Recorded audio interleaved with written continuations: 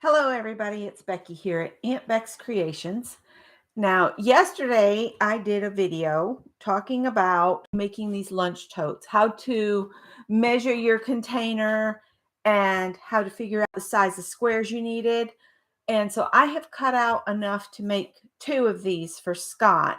So I've got these pieces here for the little tie-ins, and they're 1.5 inches by 4.5 inches. You need 2 of those. 1.5 inches by 4.5 inches. I gotta go pour some water. Oh, sorry about that. Figured it would wait until I was already on.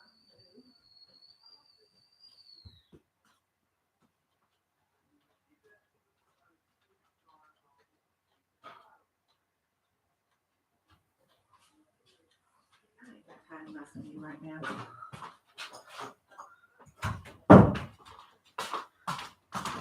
All right, hot cocoa in hand on this nice cold wet day. In my cup that says my snuggles are fierce. So we'll stir this up. Hi, Riri. So the small pieces for the corner tabs where you feed the handle through, 1.5 inches by 4.5 inches. Then this is my tie, which is obviously too short. How did this come up so short? This should be longer. I might have to cut another piece of pigs real quick because it needs to go corner to corner, and this is not long enough. All right. So this one needs to be as long as you are diagonally. So I don't know how I managed to cut that one wrong, but never fails. Something always goes sideways when I try to do these. So I need this to be about 24.5 inches. And it's only 18. Oh, well, I'll cut another piece for that. I'll show you how to cut that. How about that? So then this piece, I don't even remember what my measurement was up and over that. But the square is 17.5 inches square. I do remember that that's about right. So you need 2 pieces of fabric. Whatever you're going to use for your lining fabric, whatever you're going to use for your outer fabric. And then you need a piece of batting, or you can use this stuff here. This is fusible fleece. You can use this as well. This is 973F fusible fleece by Pellon. And so I'm using what I have. So I'm using a combination of things. This is just an old piece of batting that I've had laying around that I'm going to use in between the layers. But first, we do need to get a piggy strap cut the right size. And then in turn, I will need to cut some more of the fleece for my handles. But I'm only going to sew one together with you guys, okay? So these are my little ties. We'll keep those. Those are correct. All the other fabric is correct. Now,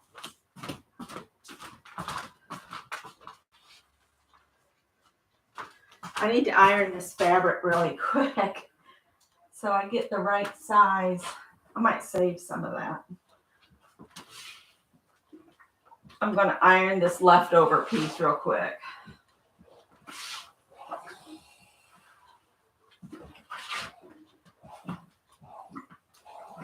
And I'm going to fold it in 4th length or widthwise of the fabric.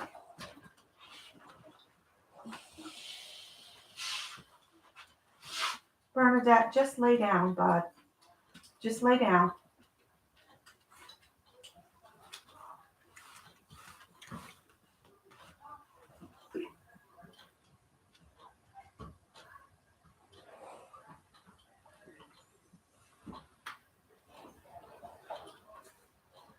And I'm not too worried about the fact that I cut it wrong. I can use that fabric for something else.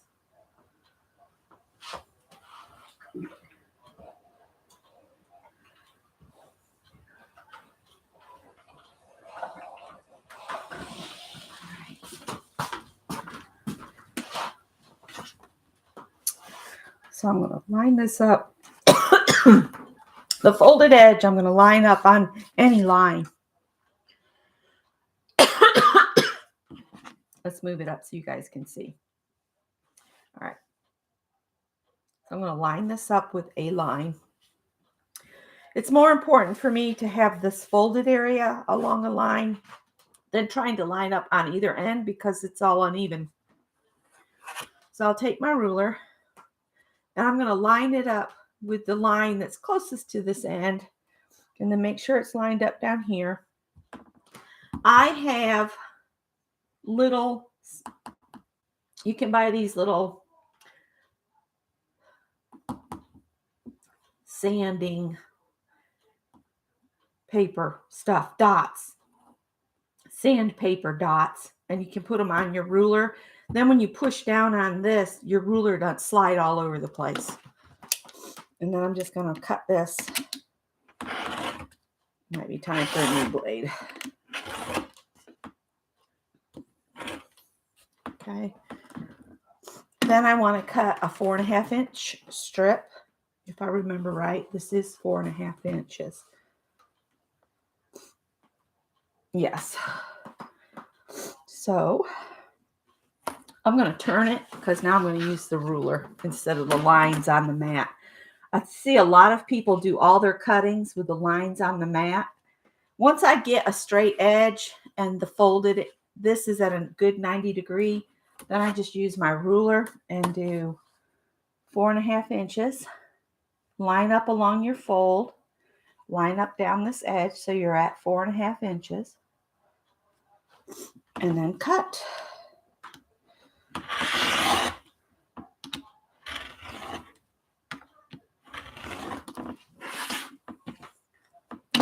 And I'm going to go ahead and cut another one at 4.5.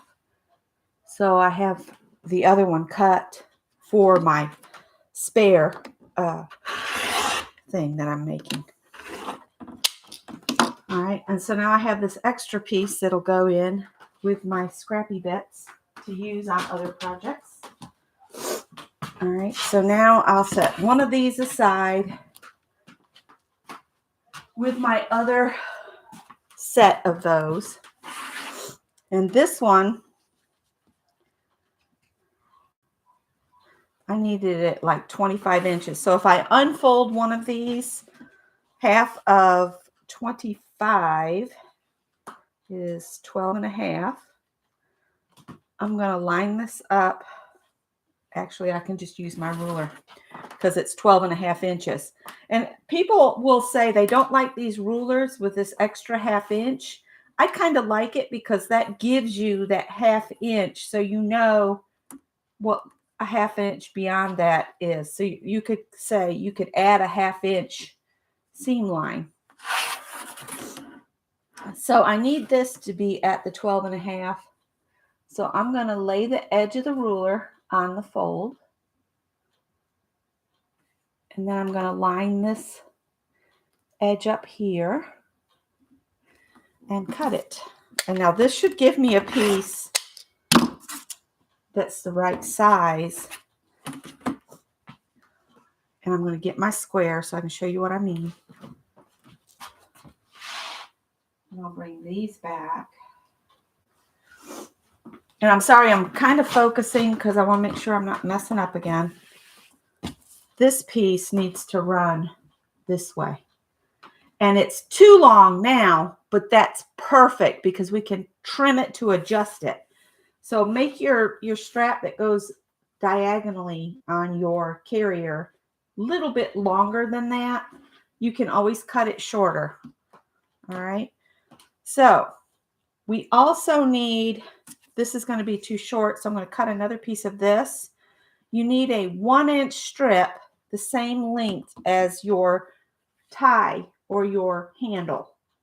So I need a 1-inch strip that is about 25 inches long. And I don't want to mess those up. I'm going to get rid of everything that doesn't go with this project so I don't get myself totally confused. All right. I'm going to keep the strap handle over here and the two little corner tie things because that's the first thing you have to do once you get everything cut. All right, so let's get my piece here. And I hope I have enough of this to get some 1-inch strips that are long enough. Is this at least 12 and a half? Well, this is going to fall short, but I'm using what I have. And that might work out okay because I'm a little long on the strap. So I'm going to cut 1-inch strips of these. And I am using the mat this time, lining up with the lines on my cutting mat, making sure I'm not shifting this about.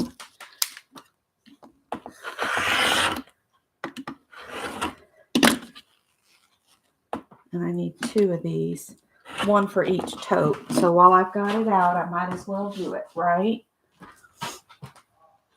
All right. I can't get everything on the camera, so as I do different steps in the next, I got to step over to the ironing board and iron some, and then I'll bring it back before I go to the second step, just so you guys can see what I'm talking about. So now I've got my strip that looks like it's plenty long enough, and I'm going to take all these little bits because you never know when you can use a little bit of this Pellon fleece, and you can use pieces of it on small projects. You can just, because it's fusible, you can just lay them on the back of your fabric and fuse them down, and then put another piece just up against it. If you've got in a pinch, this works fine in pieces. I feel like you guys are pointing down too much. That's better, isn't it? Okay. Again, I'm going to get this out of the way. All right, step 1. You need your little shorty pieces. The ones that are 1.5 inches by 4.5 inches. These are the ones that go in the corners. Hi, Malia. Hi, Marty. Hi, Kathy. Hi, Janet. Who else have I missed? Dixie, Pam. Thanks for the thumbs up. Riri. I think that's all y'all. That's all y'all. All right. So step 1, get your little short pieces. And what we're going to do, hi, Becca. I'm hoping not to be on too long because I know Beth comes on tonight. I'm going to try to hurry. All right. So you're going to fold it in half with the wrong sides. So piggies to the outside. The first thing we're going to do is I'm going to take it over and I'm going to fold it in half and then hit it with steam. So I'm going to do that to both pieces and I'll be right back over here.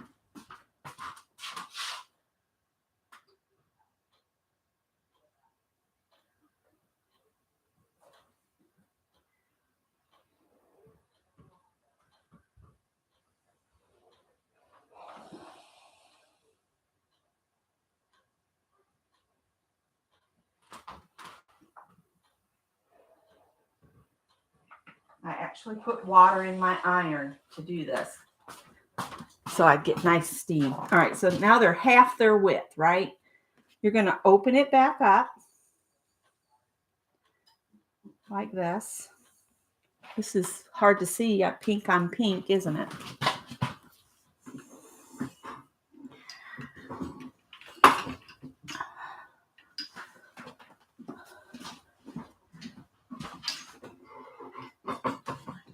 All right. Once you get it open, you'll see you've got a crease line down the middle. You're going to fold both edges in to meet the crease line like that. And then go ahead and hit it with a steam. So I'll go do that real quick.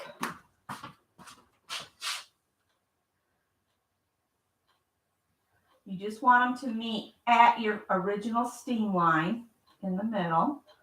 You got to watch your pink things, your fingers, so you don't hit yourself with steam and burn yourself.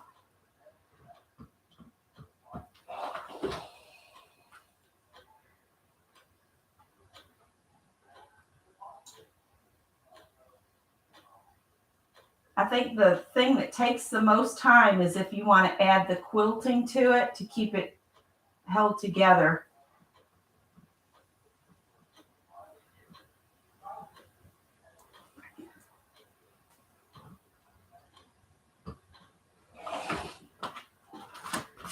All right, so now you have a piece that looks like this, with they're folded toward the center, then fold it back on itself again, like so, and go ahead and hit it with the steam. I made these just slightly less wide than the one that I made for the casserole container.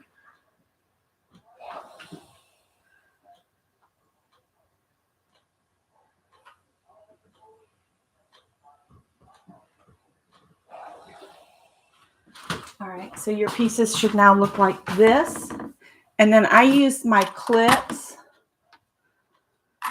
and just put just a couple on here to kind of hold them until I get to them, because I want to prepare the strap too. So when I sit down to my machine, to save time, I like to prep different sections. And I do this when I'm sewing clothes too. You save on thread if you can work ahead. Like if you're going to have to gather like a skirt to add on, I might do that the same time I'm doing shoulder seams on something, so that the gathering is already in there and it's just all done at one time. So I've got these, and I had done this earlier for the other straps. So I've got all 4 little straps I need for both carriers. So one set of these is all you need for your lunch carrier. All right. So now I'm going to set those off to the side. I want to press this really good so get all these creases out of it, right? And we're going to do the same thing. I'm going to press these together like this. And once that's pressed, I'll come back and show you what to do next.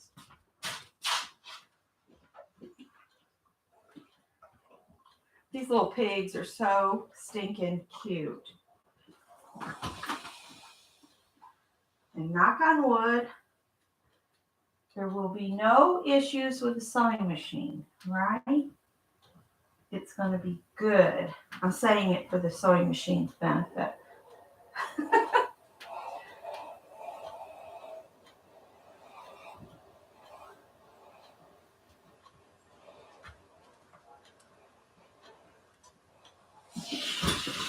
All right. So here it is, just folded in half and steamed. And now I'm going to open it up, and I'm going to do just like I did with the little guys. I'm going to put, and I do it just like this when I'm at the ironing board. I fold that one in, and then I fold this one in, and I do it all the way down. Just get it headed in the right direction so that the piggies come together at the back. And as I do this, like say my hands are here, I'll put the iron here, and then as I work down, I'll quickly lay these in place and work down and work down. All right, let me do that real quick. I'm using Wonder Clips. They're awesome. They don't put holes in your fabric. I don't have a problem with getting them off. I will give you that tip next.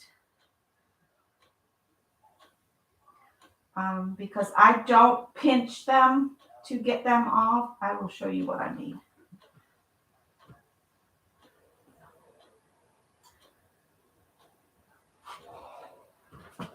You just don't want to leave your iron setting down on your fabric for very long, because, you know, that's what leads to burnt fabric.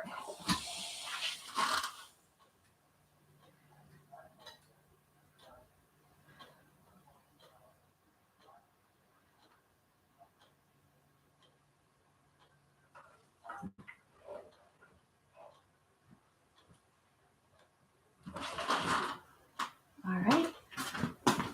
So here's our little piggies folded toward the middle. See how there's a piece there and piece there. Then one more time over to the iron like this and fold it in half and press it. There's one more thing you have to do. All right, so I'm going to press that. I want everything to just have some memory as to where it needs to go.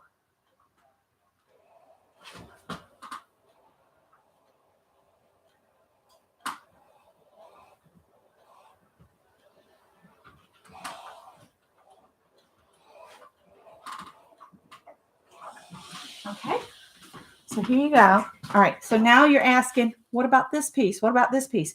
All right, when you're using a fusible, you have to pay attention to, is it a single side fusible or a double side fusible? Because you do not ever want to put the fusible side against your iron. That's not a good choice.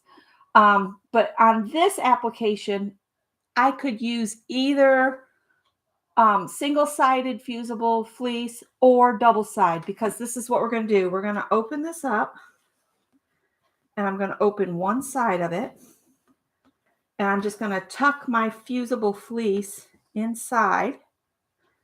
I have really dry hands, so everything is sticking to me.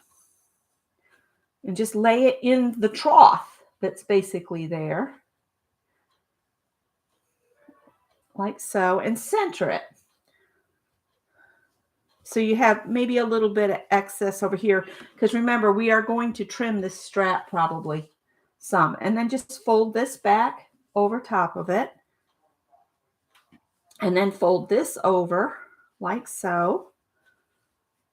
And if you wanted, you could go back over and iron it. And all it would do is it would adhere that fleece to the fabric. I might do that real quick. It will not stick all of it together because it's inside there. And I'm going to go up and down, not push, because I don't want to push my fleece along.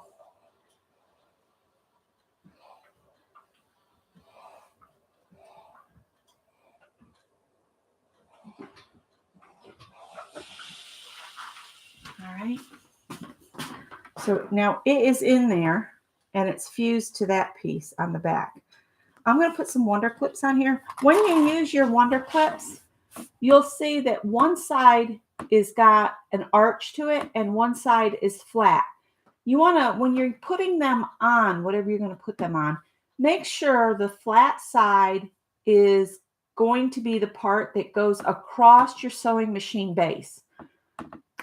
The reason I say that is once you put one on, you're going through your sewing machine. If you have the flat side down, all you got to do is push back here and pull it off. It doesn't work as good with the rounded side. Plus, this will feed smoothly through your sewing machine. That's just a little tip I taught myself. I haven't watched every video on sewing, but I have been sewing since 9 years old. So I know a little bit about it. And I'm going to stitch this along this edge of the topmost fabric. I'm going to stitch along that, and wherever the distance is from the outer edge. I don't know what that's about. I need to turn the porch light on. I think it's an Amazon delivery.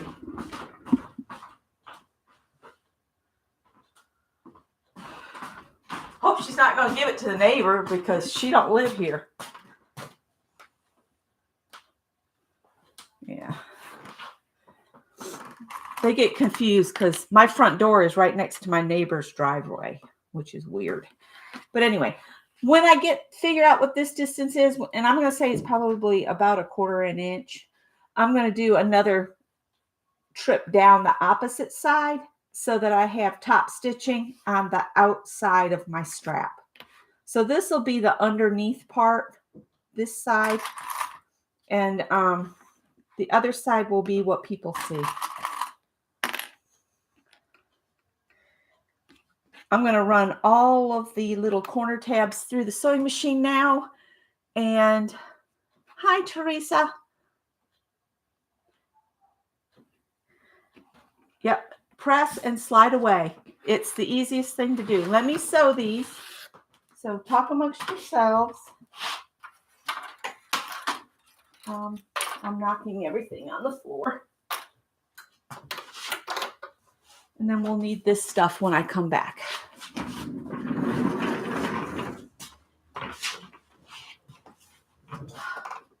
I filled the bobbin and everything. Isn't that awesome? Did I turn the light on? I did. All right, so that's going to be, it's going to be just really close. I can't tell you the measurement. I'll have to just, I'm going to eyeball it. Uh-oh. Nope. Let's back up. We do not want a zigzag. I want a straight stitch, not a button stitch.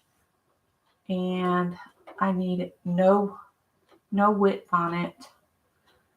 And probably 2 to 3 length would be fine.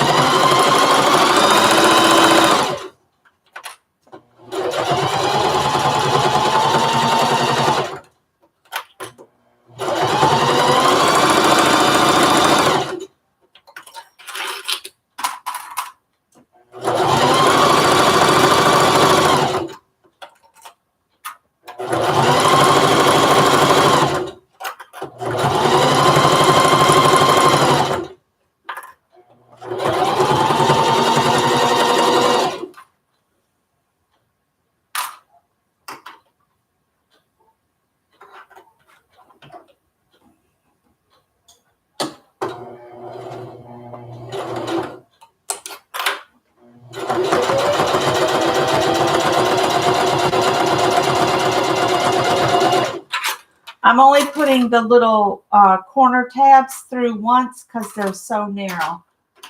I'm not going to put double stitching on those. And I'm just sewing, and when I get to the end of one, I stick the next one in.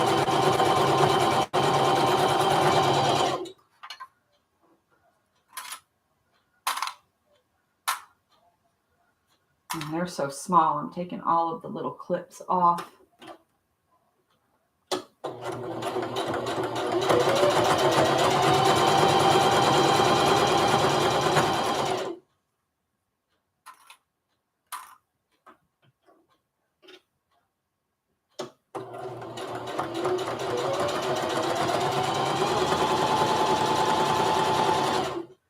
And then I'm going to grab the other end of my handle and do another row of top stitching on it.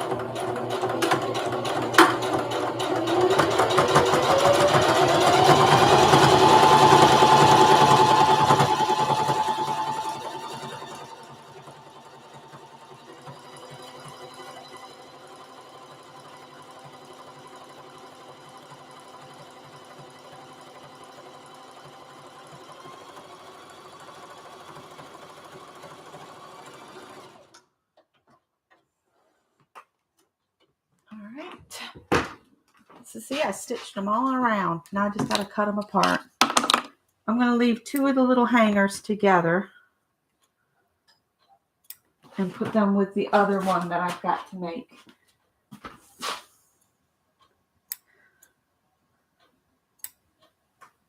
All right. I was bad and left that open. Bad me. All right, I'm going to get some clips. All right, so what you need to do, this is how you layer this, okay? Put your batting down on the table. I can't iron this to smooth it because this has some residual adhesive on it. So it's going to have to go just as it is. I will be doing some, thank you, Riri. I will be doing some quilt kind of stitches on it. Line your, so the batting is there, then put this one with the back side against your batting. And you just want to make sure that you have batting to the edge, and then just kind of smooth it out, okay? Now, before we put our piggies on, we're going to deal with these. And these have to go on two opposite corners, okay? So say you have, you need these about an inch or inch and a quarter away from two opposing corners. So let's do this one up here. The opposites, the ones that are like adjacent. You don't want to put a hanger here and then one here, because then you won't have the loops in the right place. So what I do is I put my ruler up here. You could use your mat too. I'm going to do it an inch and a half down. About an inch and a half. So from the corner to the first edge of this is about an inch and a half. And then I'm going to clip. And I'm going to clip around the batting and the little tabby tab. And then you take it and you move your ruler over here and just grab this end and make sure your stitch line is on the same side of your tab for both of them. So put this at an inch and a half. So it makes like the little U-ey like that. Okay, so the stitching's all on the side toward the corner. And you can use pins if you don't have Wonder Clips. And I'm just going to do the same thing and clip that in place. Then just turn your whole thing so you're on the opposite corner. So I've done this one. Now I'm going to do this one up here. Okay. And again, I've got my line of stitching there. If you had done stitching on both sides, it would work too. All right. Now put your edge at an inch and a half from the corner. That's about right. And clip it. And then I'm going to put this over here. Bring this end around. And I'm going to clip that in place.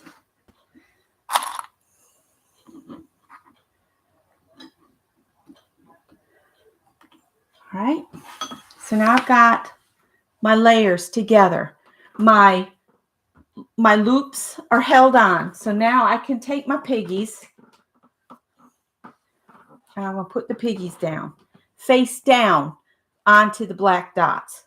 So your fabrics will actually be right sides together, and your batting or your fleece will be behind whatever's going to be on the outside of your tote. Okay, so let's put the piggies on here. Line your fabrics up so they match. And I'm going to put some clips all the way around. But I need to leave an opening. So where I'm going to leave my opening, I use 2 pins.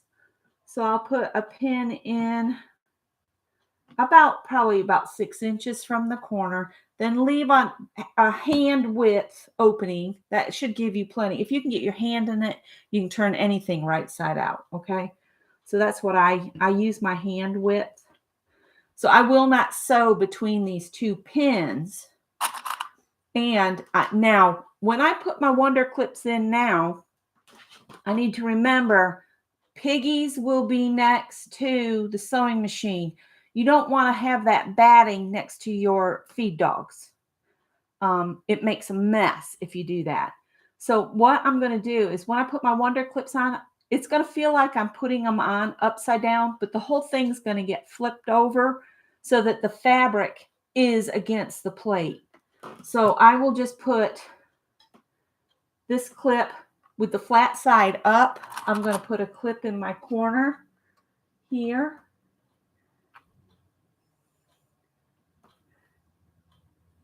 And then I'll hold my, I've got my piggy fabric and my little tie thing and everything else that I clipped previously. I'm just going to gently unclip that and then turn my clip over and clip it back down. That way the clips are all on the same level. Everything is clipped together, okay? And we're going to keep doing that all the way around. You will see some variance, you know, where you see a little bit of the black. But as long as your seam is about the same width, what you turn to the inside is not going to really matter. When you get to your corners, remember when you turn on a sewing machine, you have to put your needle through the fabric to do your turn. If the needle is out of the fabric and you go to turn, it's going to shift.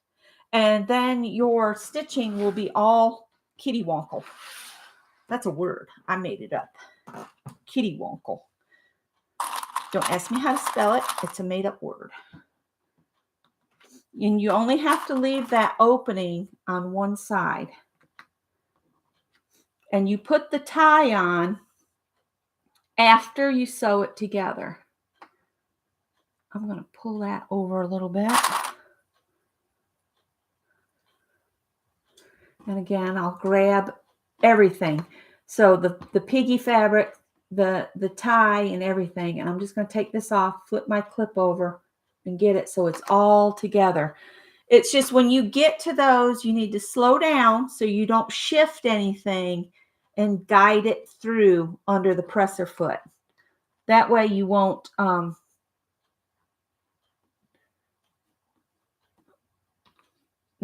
miss something. All right, let me get this one turned. I've got a little bit of skewiness going on here, and I don't know why. That tie is not wanting to stay put. Sorry, my arm's in the way. I'm awkward. I haven't seen the awkward girl sewing lately. I can't remember their channel now, but Janet Nash knows who I'm talking about. She watches her. I think it's So Awkward. I haven't seen them in a while. I hope one of them's not sick.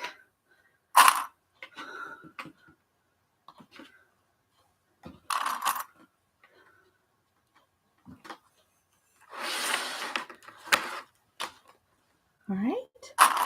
So I'll take it to the sewing machine. Oh, almost put that one on upside down. And I'll go all the way around. And I use between, I think on these I was using a 1/2 inch seam allowance. But a 1/4 will work. A 1/4 inch seam. So I'm going to start here by the pink pin and just go all the way around, and I'll meet you back.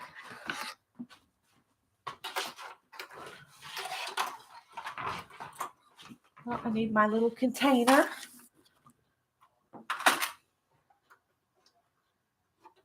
I'm going to have to clean my machine after this because it's full of fluff. Oh, I need to flip the whole thing over.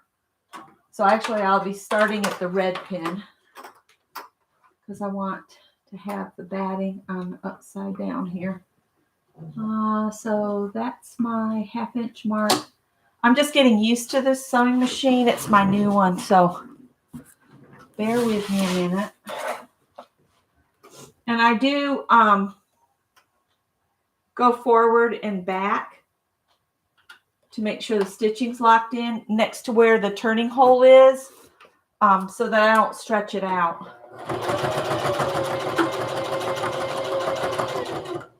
All right, I've got some ties in my way here. There we go.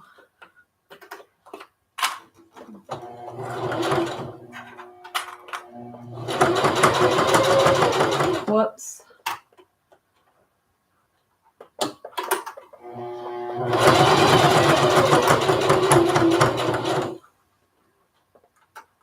Oh, goodness.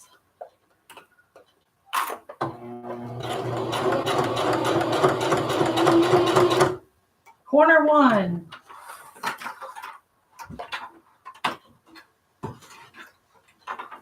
I went too far. All right, I'm just going to go with this here.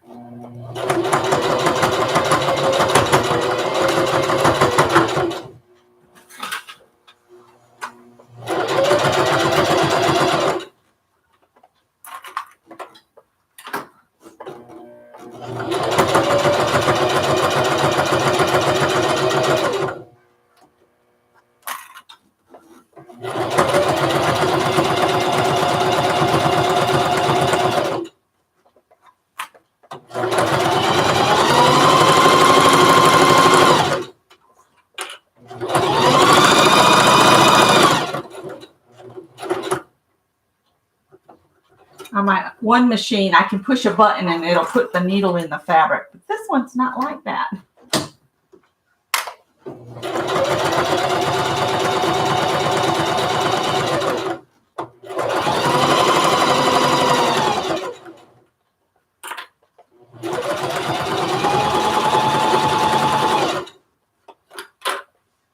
I wish I could have pressed this batting, because it being all weird is part of my problem.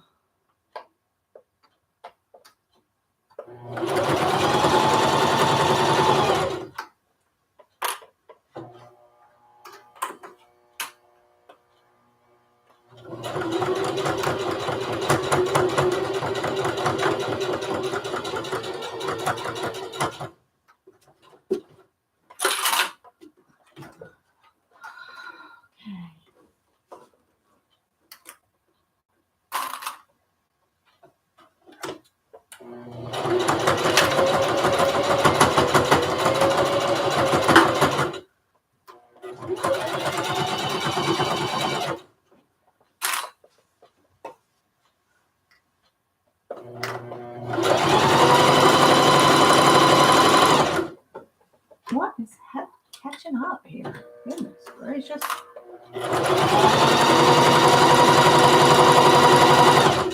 Can't wait to see how awful this is under here. This batting is really messing me up.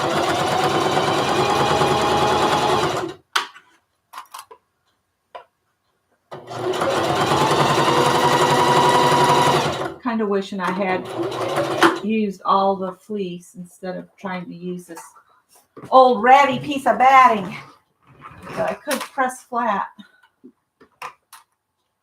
All right. I think it'll be all right though. Whoops, I did it. I did what I told you all to do, not to do.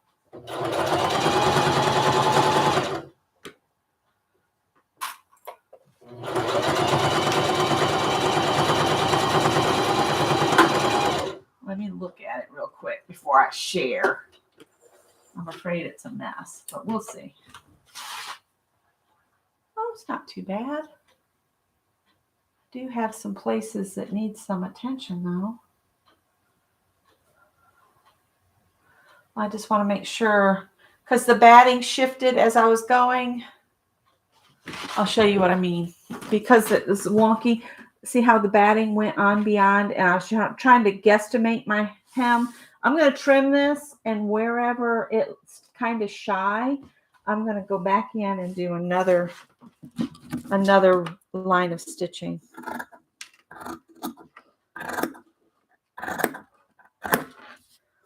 That's the bonus of being able to adhere whatever you're using as your filler to one piece of your fabric. I could have done that if the adhesive on the back of this was still in good order, but it wasn't. I'm just going to trim these away here. Right. I'm going to go ahead and press this as it is and hope that it doesn't adhere to my ironing board. Maybe I won't. I changed my mind. I'm not going to press this until I've turned it right side out, because then if it adheres to anything, it will be inside here. So I can see a couple areas where I need to go back and try again here. Dig it, girl. Dig it. Let's see. Where's my opening? Let's try this again. And I'm going to start in this. Oh, no, I'm going to start right here.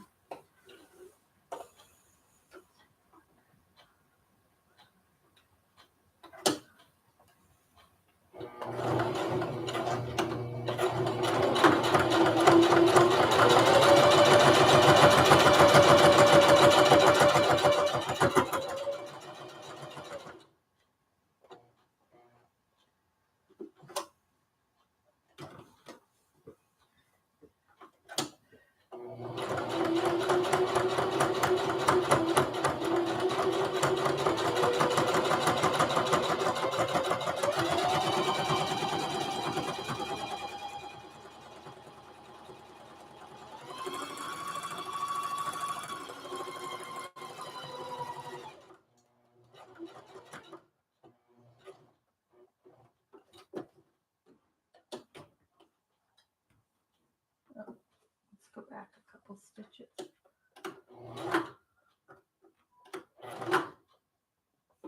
We'll go with that.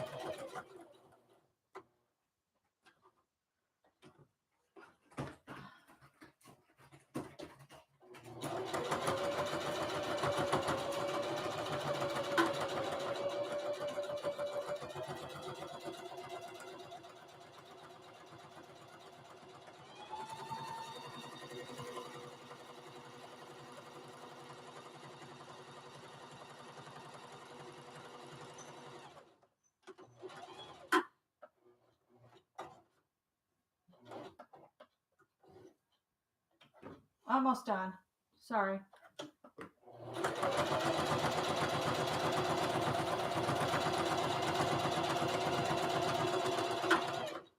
All right. We're going to call that good enough.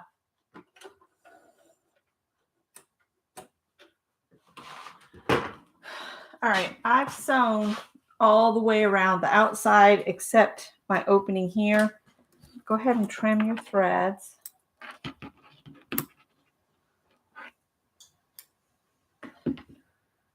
And then cut your corners, but don't cut through your stitching.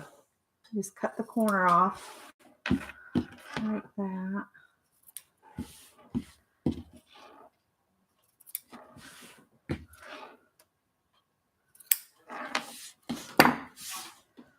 All right, then when you go in here, you don't want to go between the batting and the black fabric. You want to go between your two fabrics. Reach in and grab a corner.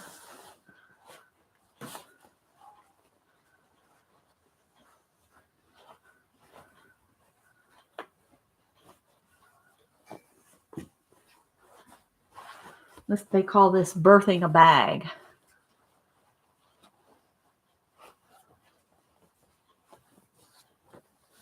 Yeah, always figure out a way to fix your mistakes.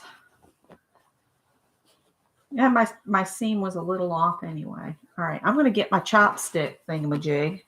Push my corners out. The little handle bits, you can pull on those and get it out. But I want to get my little chopsticky thing. And you can use an actual chopstick. That's all you have. I think that's what this is. There is a tool that sometimes comes in the stuffing. And I'm going to use the end. You don't want to use anything real sharp because you don't want to punch a hole in it. And you just work your corner out until it goes boink. Like so. Then go to the next corner.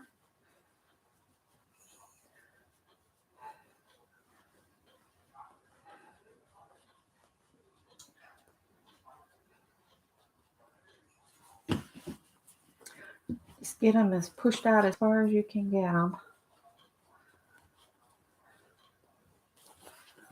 And I'm not going to make you watch me make the other one. I'll go ahead and do that one after I get this one going.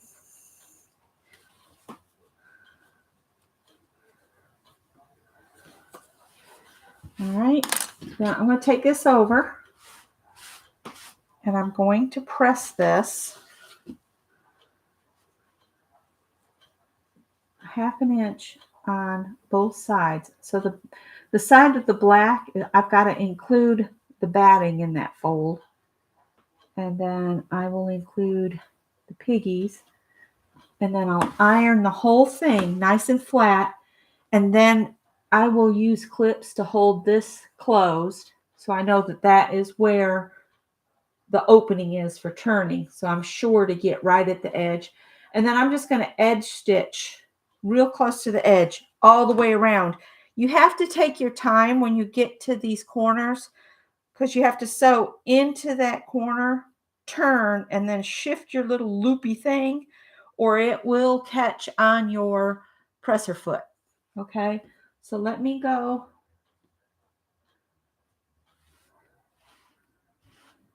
and press this really good, and that'll help stabilize that batting too, because it will fuse in some places.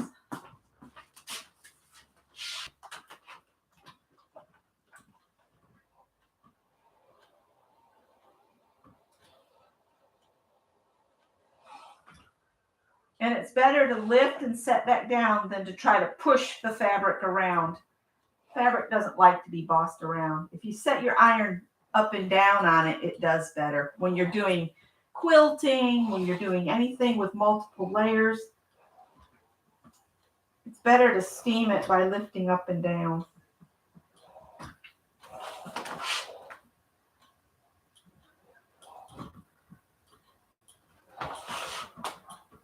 This is that Black & Decker, like made by Pam, said she got and she didn't like because it gets so hot. You do have to keep it moving, I found. It would be real easy to burn something because it stays hot, which is good and bad sometimes.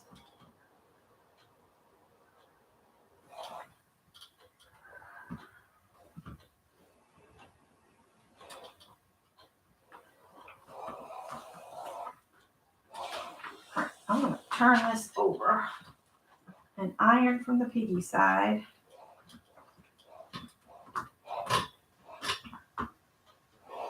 Because I don't know which side had the adhesive the most left on that piece of batting.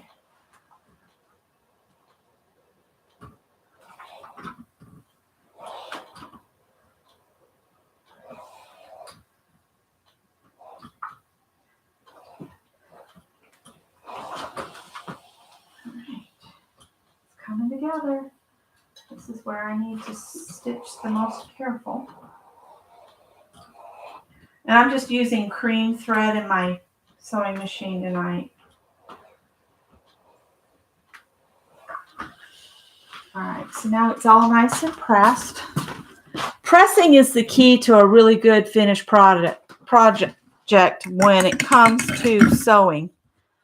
I got to get a sip.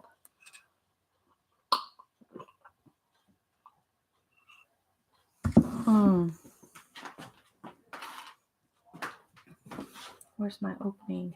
Not there. Yep, right here. That'll remind me. I got to pay closer attention. All right, I'm going to go and edge and top stitch this around. And then all we got to do is sew the strap on.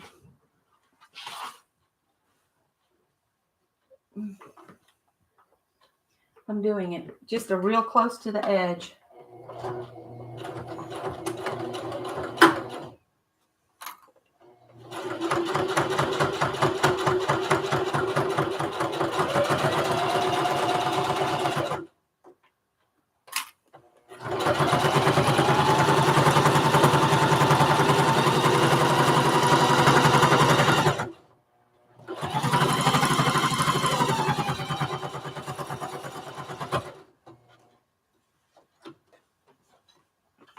Oh, one more stitch, please.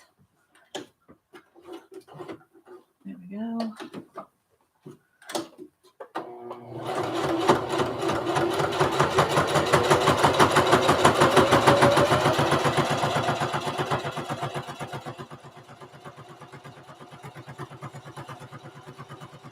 I'm sewing through a lot of layers, so.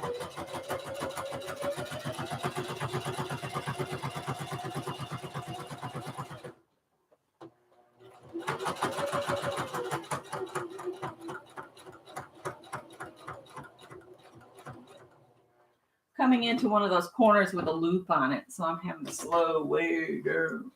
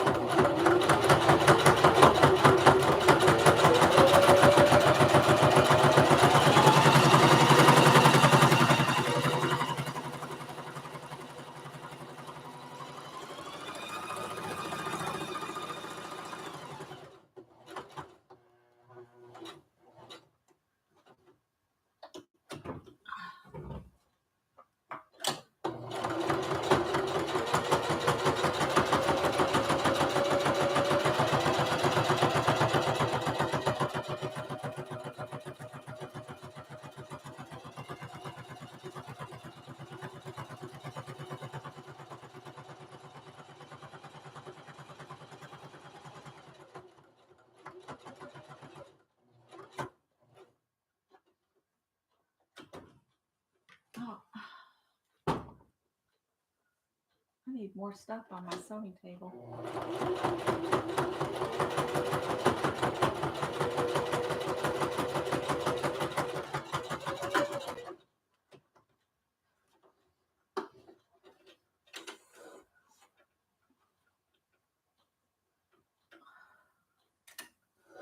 Whoops. I have not taught myself free motion quilting yet, but here's this, okay?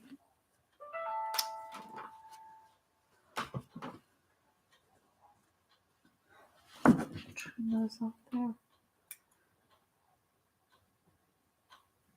Anytime I end or begin somewhere, I always do a reverse stitch to lock it in place. All right. Now, before I put the handle on, I would do some quilting on it, like I did wonky stars. And basically, I'll just start stitching in this direction. Okay. I'll go up a ways, and then I'll stitch back in this direction like this. And then I'll go back up across from this one to here, and then from here across there, and then back to the beginning. That's all I do for a wonky stars, okay? I don't know if you guys want to hang out with me while I do because that seems to take the longest time. I can do larger stars so we don't have as many, or we can just do some lines. I can do some lines. And then what you'll do is you're going to attach your strap, and per Scott's request, I'm going to make it go up to, I'm going to fold that little flap under where we have that little extra fabric. That's actually going to work out good because I can fold that under, and I stitch this with the folded fabric down, and I'm going to put it maybe about, is that an inch from the corner? Yeah, about an inch from the corner diagonally. And then Scott just wants this to lay flat when he pulls his lunch out. So you can see, I'm going to have to cut some off from here, and then I'll fold it under and I'll stitch it under there. And then this stays flat so he can use it as a placemat.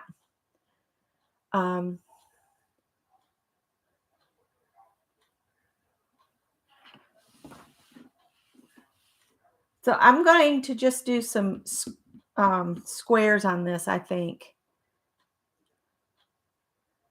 You want to see it. Okay. Well, I'm going to put you guys so you can watch me over here at the sewing machine a little bit. I can't move the camera any closer, but you can see where I'm sitting. I'm just going to do, let's see, can I do this eyeballing? Let's see if I can do this eyeballing. It doesn't really matter if it's wonky.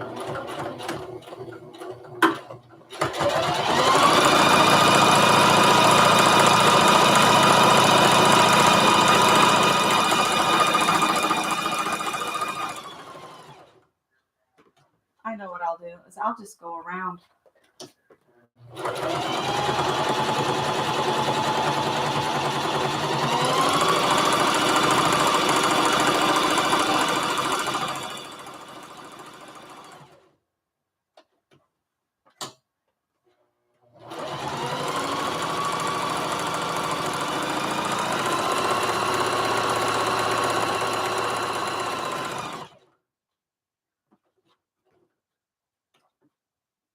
We'll do a snail trail.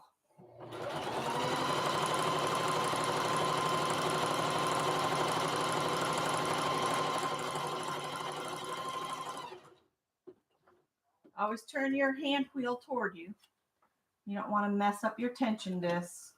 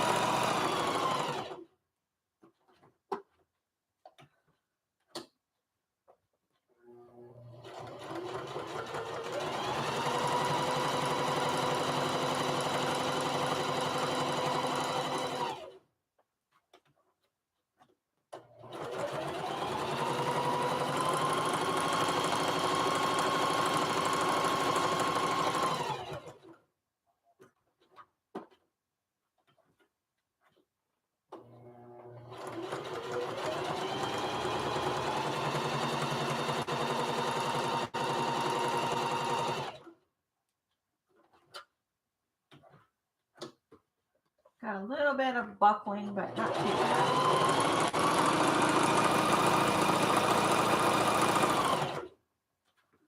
That's where a walking foot would come in handy because it feeds all of the layers at the same time.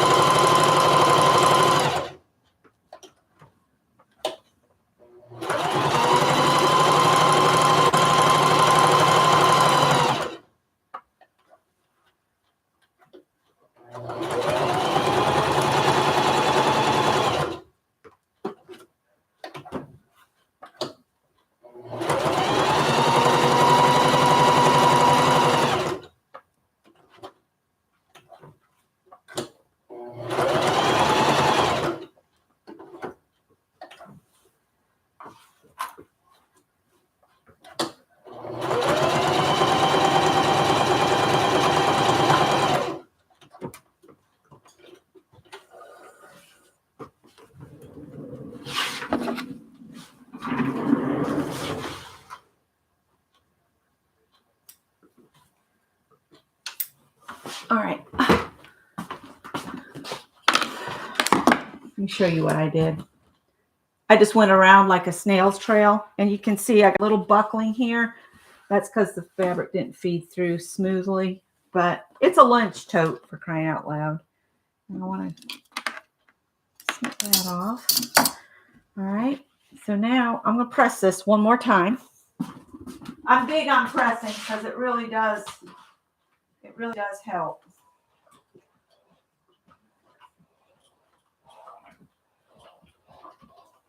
Sometimes you can press out some boo-boos too. I see some more threads I need to clip. Another reason for pressing, you get to see all where you need to clip threads.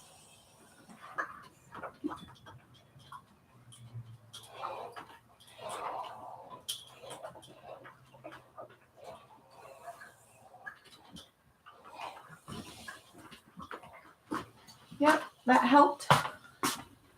That helped a good bit. Now I had some threads. Here we are.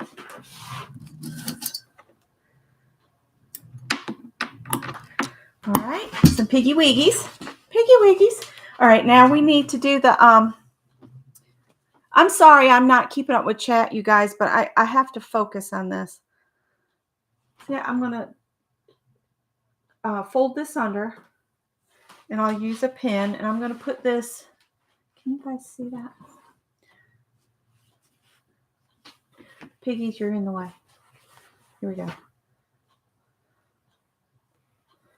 There's a thread here that's just driving me bonkers. All right, I'm going to fold under about 1/2 inch, maybe a little less than 1/2 inch. And then if you take your ruler and you measure from the corner, remember you want to be in one of the corners without a loop, and put your 1 inch right on the corner, and then lay this down right where that ruler was and pin it in place so that it's about centered diagonally between the two edges. That's good. Pin, please.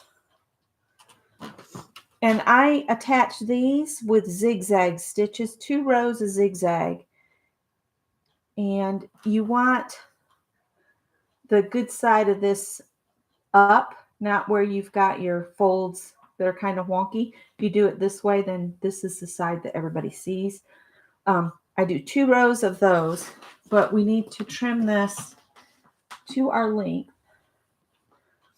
So we need to remember we have to have a 1/2 inch to fold back. I'm just going to cut it right at the corner and give it a go. We can always trim a little bit left. I could send that to somebody in Happy Mail. Let me get some pigs.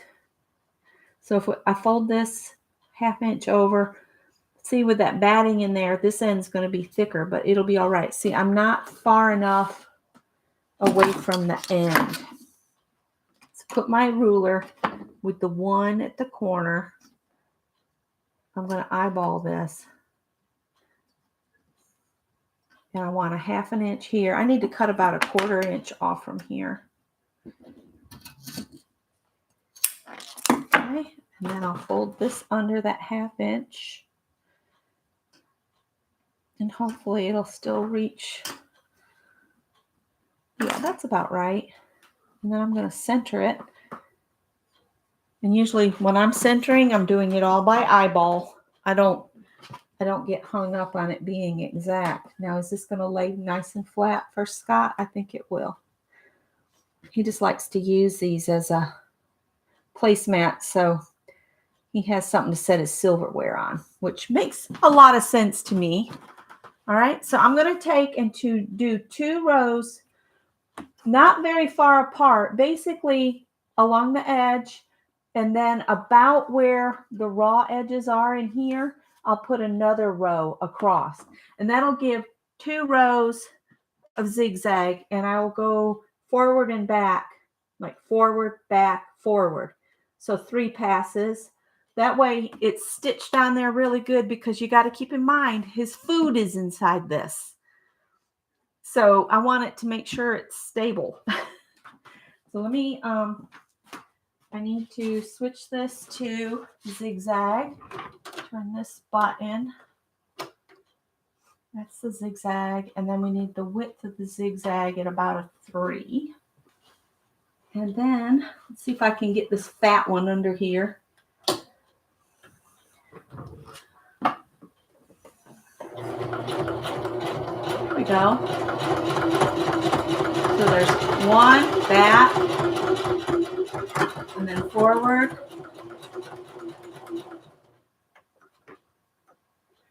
And then I'm going to turn it and go down a little ways.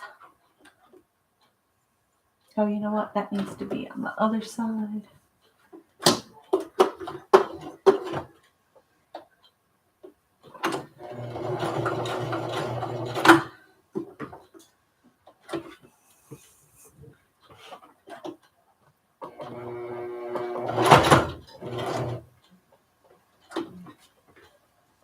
See if I can get this whole thing to lay in under the throat of the machine. All right. Come on. I know it's thick. You can do it.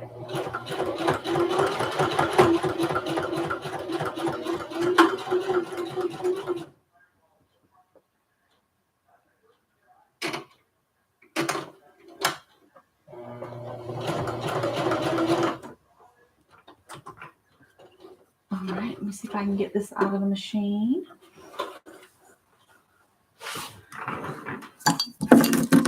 We're almost done. I just got to do the other side. And it doesn't look, you know, fancy schmancy.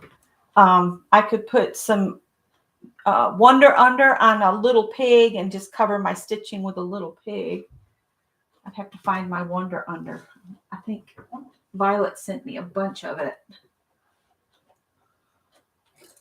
All right, let me get this one stitched and I'll be right back with you guys. Oh, I forgot I did that.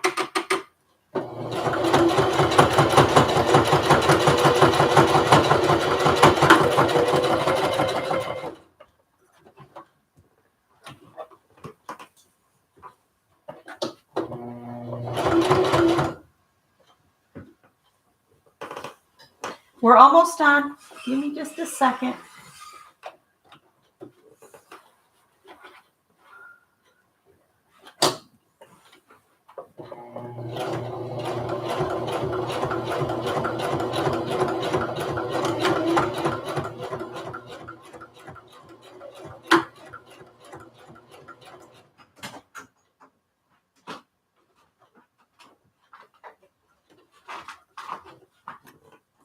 Hello. Hello. I almost got you a piggy tote made with the gang watching. Hello, folks. Whoops. All right.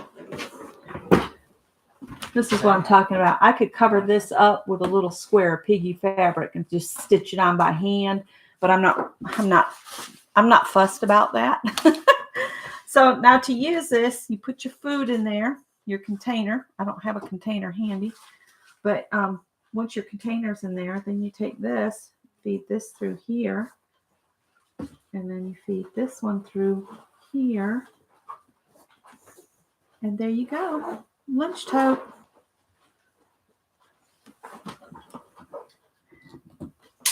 See?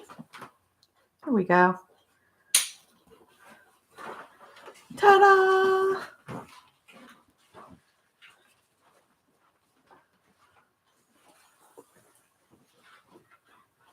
And that's how he carries his lunch. And he likes having the strap, something really light that he can see in the dark. And Kendra had a good idea. Where is it? Would it be possible to put a pocket on the inside to carry his silverware? It sure would. I just haven't figured that out yet. I'm going to make a napkin to match out of the same fabrics, or I'm going to hope to. I don't know if I have enough piggy fabric now. But I generally will make him a napkin, and then I wrap his silverware in the napkin and lay it inside. But yeah, you could put a pocket. It would have to be like in the side portion, like along in here. You could slide it in because you want it down below this hole. So somewhere in this area would be good. So anyway, I promised I would show you guys how I make these. So there you go. And see, it lays nice and flat so he can use it as his placemat, and he has this happy little pig. And then this is the whole reason he's getting these lunch totes is the Peppa Pig we found in the parking lot. You can use these for other things too, besides lunch and casserole carriers. I did learn how to make these on Pinterest. There was a picture of one of these, and I just took the time to figure it out. I can look at things and figure it out, and if they give any sorts of measurements, I can draw my own pattern up. So thank you very much, you guys. I do have another bag pattern, but I don't think I'll get to sharing it until after Christmas. We're not having as big of a group as I had originally thought. So some of the things may end up in my monthly comment prize package. So if you're not leaving comments on my videos, please do for any video in December. But to increase your chances, it would be great if you could leave a comment on each of the videos, because I never know which video will get chosen or which comment's going to get chosen, because I get Scott to pick a video by giving him, I just count up my number of lives. I count up my number of standalone videos. I don't count the shorts, but I count the lives and the standalone videos. And then I'll tell him a number between 1 and 18, however prolific I have been. And then he gives me that number. And then I take that video and I throw it into the YouTube comment picker. And that's how I come up with my monthly comment winner. And this month's going to have some handmade goodies in it. So, woohoo! All right, guys, excuse the wreck and chaos behind me. It's production time. It's time to make things. So that's why everything's a little crazy. All right. If you have any project that you would like me to maybe design a pattern just for y'all, I don't like to go out and find a pattern and use it. This one I've customized from just a picture that I saw on Pinterest. And I just wanted to show that you can make it for any size container. So this one's done. But if there's something else that you guys would like to see, I can do my best to draw up a personal pattern for you guys. And when I do the laundry, I fold these up like this, and they go in a basket in the kitchen with its matching napkin. And then I can just grab one when I'm putting lunches together, and then it's ready to go in the fridge. He likes it when if I have to go out of town or anything and I do his weeks of lunches, he can tell how close it is until I come home by the number of lunch boxes still in the fridge. He's a little spoiled. Well, thank you, Kendra. Thank you. All right, guys, I'm not going to keep you. I know Beth's usually on Thursday nights. I think it's Beth. And I will let you guys go. Thank you so much for stopping and hanging with me while I sewed this lunch basket together for you guys. So me and Peppa Pig will say goodbye until another day. Bye, guys.